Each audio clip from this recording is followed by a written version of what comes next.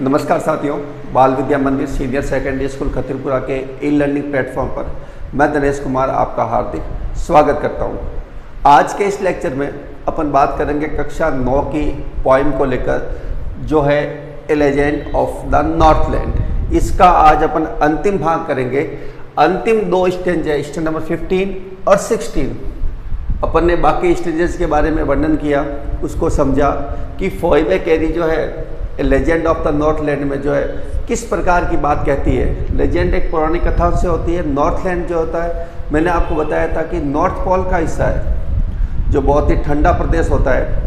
आज के इस लेक्चर में अपन बात करेंगे स्टेज नंबर 5 और स्टेज नंबर 6 को लेकर। इससे पहले वाले भाग में, कल जब अपन ने इसके पहले वाले भाग का वर्णन किया था, तब अपन ने उसमें देखा था कि सेंट पीटर जो है वो गुस्सा हो जाते हैं। गुस्सा क्यों होते हैं? क्योंकि वो लिटिल वुमेन जो है, ओल्ड वुमेन, वो उसे रोटी नहीं दे पाती। सिंगल वन की मांग करते हैं, लेकिन वो महिला बार बार उनके लिए रोटी बनाती है।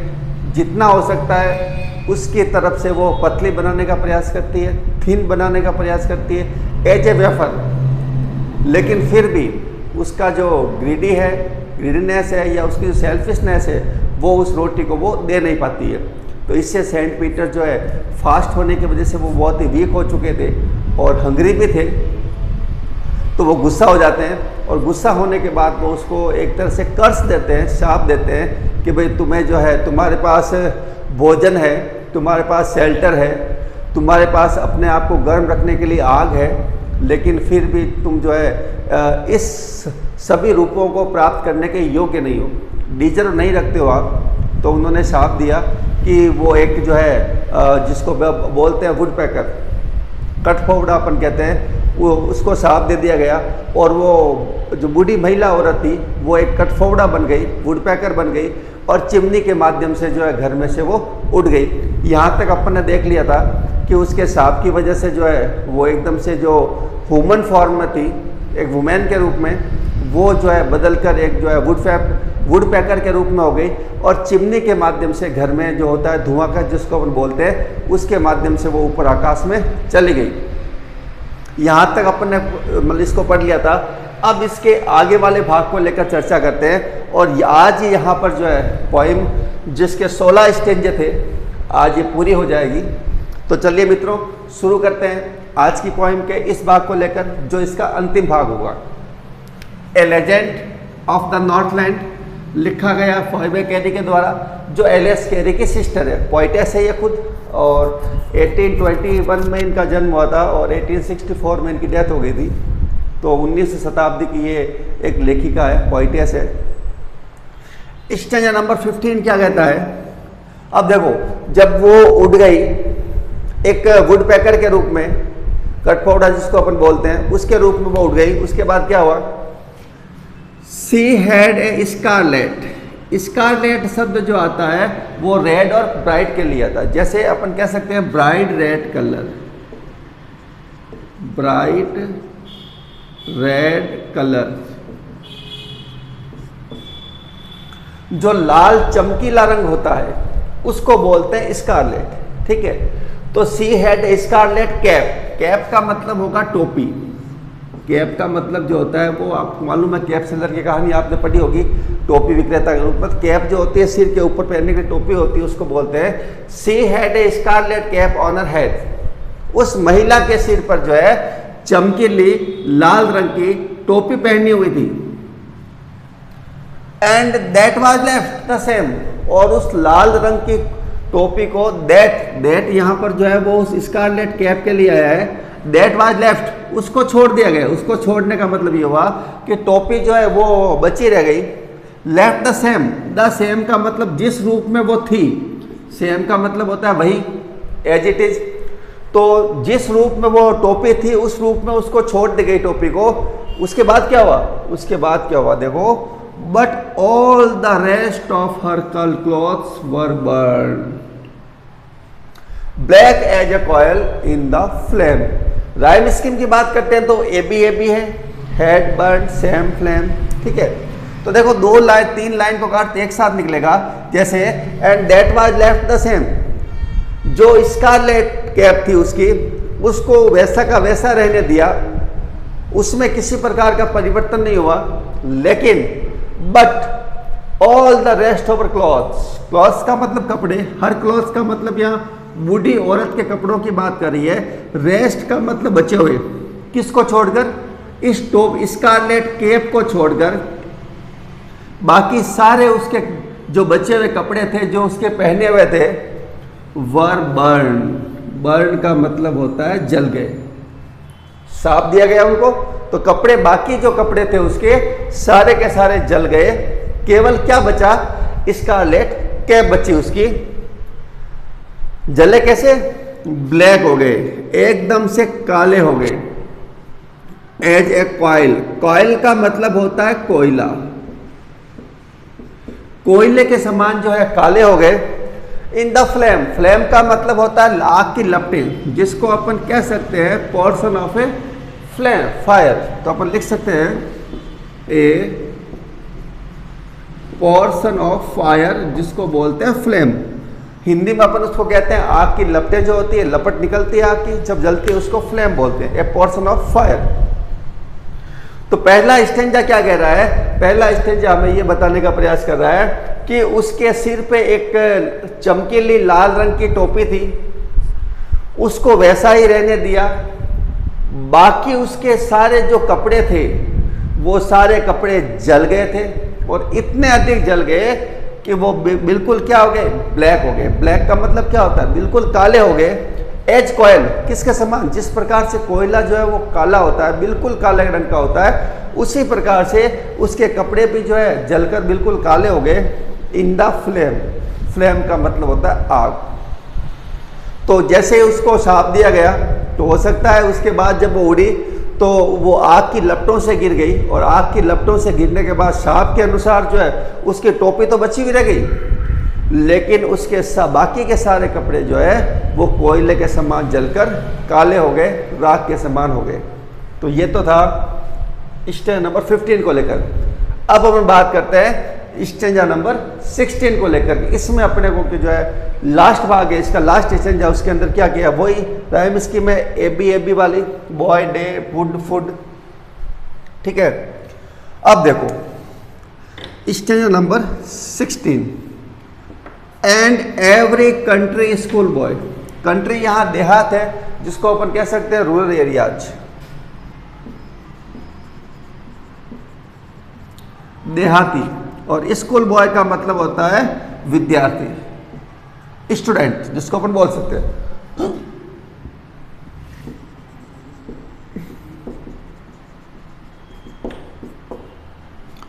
And every country school boy, जो भी देहात का विद्यालय के अंदर पढ़ने वाला बच्चा होगा, या जो भी देहात के अंदर जो है वो एक विद्यार्थी होगा। कंट्री का मतलब रूरल एरिया से है, यहाँ पे देहात शब्द आता है इसके लिए। स्कूल बॉय का मतलब स्टूडेंट है, जो स्कूल में पढ़ने वाला छात्र जो होता है उसको स्कूल बॉय बोलते हैं, विद्यार्थी कहते हैं उसको। And every country school boy, हर एक बच्चा जो विद्यालय में पढ़ता है, या हर एक विद्यार्थी जो उस देहात के अंदर रहता है, हैज सीन हर, उसने उस महिला को वुड पैकर के रूप में देखा होगा। इन द वुड, वुड यहां पर जो है वो बात करते हैं, तो करते हैं फॉरेस्ट की। किसकी बात करते हैं, फॉरेस्ट की, कि भाई has seen her in the wood, या का मतलब फॉरेस्ट, कि हर कोई स्कूल बच्चा जो होगा, देहाती स्कूल बच्चा जो होगा, उसने उस महिला को जो है उस फॉरेस्ट के अंदर, वुड के अंदर देखा होगा। वेयर, जहां पर, वेयर का मतलब होता है जहां पर। सी लिव्स, वो रहती है किसके रूप में, वुड पेकर के रूप में रहती है। इन द ट्रीज, पेड़ों में, क्योंकि उसको जो है वुड पैकर बना दिया गया है। जब वुड पैकर बनाया तो वो लकड़ियों के बीच में रहेगी, पेड़ों के बीच में ही रहेगी। Till this very day, very का मतलब यहाँ अभी तक है, और इसको अपन कर सकते हैं टिल दिस सेम, वही, यही का मतलब। तो she lives in the tree till this very day, आज दिन तक। जब ये पोइम लिखी गई है, फोइबे कैरी ये बताने का प्रयास कर रही है कि आज दिन तक जो है वो महिला, बूढ़ी महिला, जो सेंट पीटर को एकमात्र रोटी मांगने पर भी नहीं दी गई और उसके शाप का वो शिकार हुई, तो आज दिन तक वो महिला जो है उसी जंगलों के पेड़ों में रहती है। बोरिंग एंड बोरिंग, बोरिंग का मतलब मैंने बताया था आपको, मेकिंग होल, छिद्र करना, मेकिंग होल, छिद्र करना। Boring and boring for food, लगातार, फॉर फूड का मतलब क्या, भोजन। Boring and boring for food, लगातार अपने भोजन के लिए लकड़ी को, लकड़ी के अंदर जो है छिद्र करती रहती है, होल करती रहती है, और ये जो है अपने भोजन की तलाश करती है। और ये भोजन तलाश करने का जो होता है वो बहुत ही कठिन जरिया है। जब वो ह्यूमन फॉर्म में थी, उसके पास सब कुछ था, शेल्टर था, फायर थी, फूड था, लेकिन वो उसको बचा नहीं पाई। अपने सेल्फिशनेस की वजह से या अपने ग्रीडीनेस की वजह से वो उसको बचा नहीं पाई और पीटर के शाप का शिकार हो गई। और जब पीटर के शाप का शिकार होने के बाद जो है उसकी स्थिति इन 2 स्टेजाज के माध्यम से पूरी बताई गई है कि उसका शरीर जलकर जो है वो पूरा, उसके शरीर के कपड़े जो थे, जो पहने हुए थे, वो सारे जलकर कोयले के समान हो गए। केवल उसकी स्कारलेट कैप जो थी, ब्राइट रेड कलर जिसको बोलते हैं, चमकीली लाल कलर की जो स्कारलेट कैप थी वही बची रही, बाकी सारे कपड़े उसके जल के कोयले के समान हो गए आग की लपटों के अंदर। और उसके बाद यहाँ पे पोइटेस कल्पना कर रही है, एज ए इमेजिनेशन के रूप बता रही है आपको कि हर एक देहाती जो विद्यार्थी होगा उसने उसको वहाँ जंगल के अंदर देखा होगा। क्या करते हुए देखा होगा, where she lived in the tree till this very day, जहाँ पर वो अभी तक जो है उस पेड़ों में रहती है जंगल के। Boring and boring for food, किसके लिए, भोजन प्राप्त करने के लिए, जो लगातार लकड़ी को जो है वुड पैकर के रूप में जो है वो लकड़ी में छिद्र करती रहती है और अपना भोजन प्राप्त करती है। तो ये तो था ए लेजेंड ऑफ द नॉर्थलैंड की पोएम जो फोइबे कैरी के द्वारा लिखी गई है।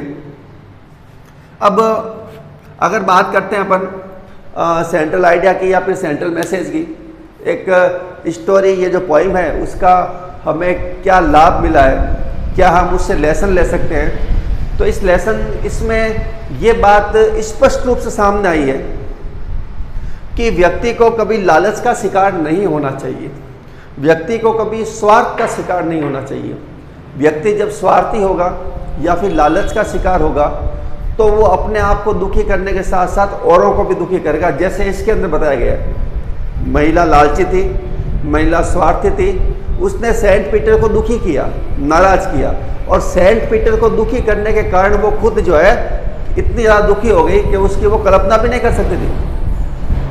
तो अपने आसपास के वातावरण में, अपने आसपास के माहौल में इस प्रकार का अपना बिहेवियर क्रिएट करने का प्रयास करें ताकि लोग आपको लगे या लोग आपको कहें कि वास्तव में जो है एक अच्छे इंसान है, दरियादिली इंसान है, लाइवलीहुड को अच्छी तरह पहचानते हैं और अपने खुद के आवश्यकताओं की पूर्ति करने के साथ साथ जो है वो दूसरों की आवश्यकता, जो अति आवश्यकता होती है, जो मूलभूत आवश्यकताएं होती है, अगर कोई आपके पास इस प्रकार का व्यक्ति आता है और आपके पास मूलभूत आवश्यकताओं की पूर्ति उसकी नहीं हो रही है, विशेषकर भोजन के रूप में जब नहीं हो रही है, और आप अगर सक्षम है कि उसको खाना खिला पाए तो आप उसको अवश्य रूप से खिलाएं। जैसा आप खाते हैं वैसा ही आप उनको खिलाएं, तो वो आपको जो है बड़े ही मन से वो आपको ब्लेसिंग देगा। और ब्लेसिंग, जब सारे हथियार व्यक्ति के जीवन में खत्म हो जाते हैं, समाप्त हो जाते हैं, तब एक ही हथियार काम आता है और वो आता है ब्लेसिंग का। आपने देखा होगा कि जब ज़्यादा क्रिटिकल की बात आती है, डॉक्टर्स इलाज करते हुए लगते हैं, सब प्रकार के फॉर्मूले उस बॉडी के ऊपर लगा दिए जाते हैं। उसके बाद डॉक्टर आके यही बात कहता है कि भाई हम तो अपना पूरा प्रयास कर रहे हैं, अब आप ईश्वर से, भगवान से प्रार्थना करिए कि यह जल्दी स्वस्थ हो जाए। तो प्रार्थना करना, उसके बारे में विश करना, ये एक अंतिम और बहुत ही कारगर हथियार होता है जो आप जितना इकट्ठा कर सकते हैं कर लीजिए अपने पास।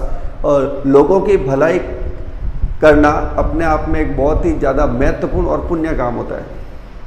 आप उसकी आवश्यकताओं की पूर्ति कर रहे हैं और किसी की आवश्यकताओं की पूर्ति करना अपने आप में बहुत ही ज़्यादा महत्वपूर्ण काम होता है। अगर आप किसी प्यासे को पानी पिलाते हैं तो ये जो काम है ये सबसे बड़ा धर्म होता है। मानव धर्म जो है हमारा, मानव धर्म ये कहता है कि आपके सामने अगर कोई मूलभूत आवश्यकताओं से वंचित है और आप सक्षम है उसकी आवश्यकता की पूर्ति करने में, तो सबसे बड़ा मानव धर्म ये कहता है कि आप उसकी आवश्यकता की पूर्ति करें।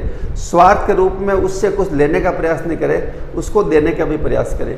हर एक धर्म जो होता है वो अपने आप में यही बात सिखाता है कि हमें दूसरों की सहायता या दूसरों की उसकी सेवा करनी चाहिए जिसको आवश्यकता है। आवश्यकता भी सेवा करने का कोई फ़ायदा नहीं है, लेकिन जिनको वास्तव के अंदर आवश्यकता होती है उसकी अगर अपन सहायता करते हैं तो वो एक सच्ची सहायता होगी। जैसे यहाँ पर उस महिला ने सेंट पीटर की सहायता नहीं की। अगर वो सेंट पीटर की सहायता करती, एक रोटी उसको, एक ब्रेड उसको या एक केक उसको दे देती, तो आज जो है उसको ये दिन देखना नहीं पड़ता। तो ठीक है मित्रों, पोएम अपन ने कर लिए कंप्लीट। मीनिंग्स मैंने लिख लिए, आप इसके स्क्रीनशॉट लेके इसके मीनिंग्स को लिख सकते हैं। और अब इसका जो पीडीएफ है वो सोमवार को आपको डाल दिया जाएगा। अब विशेषकर 10th क्लास वाले बच्चों के लिए जो है 10th और 9th और 12th जितनी भी पोएम्स हुई है बन रहे हैं। और लगभग प्रक्रिया ये है कि सोमवार को आपको जो है इसमें लिंक दे दिया जाएगा नीचे, उस लिंक पर आप जो क्लिक करके पीडीएफ के रूप में जो नोट्स है टाइप किए हुए वो आप प्राप्त कर सकते हैं, चाहे as a reference to context हो, प्रश्न उत्तर हो या इसकी एक्सरसाइज को लेकर भाग हो, सब प्रकार के आपको उसके अंदर ऐड कर दिए जाएंगे, डाल दिए जाएंगे। तो ठीक है मित्रों, मिलते हैं अगली वाली क्लास के अंदर जब अपन एक और भाग को लेकर, एक और पोएम को लेकर चर्चा करेंगे। तब तक के लिए नमस्कार, धन्यवाद।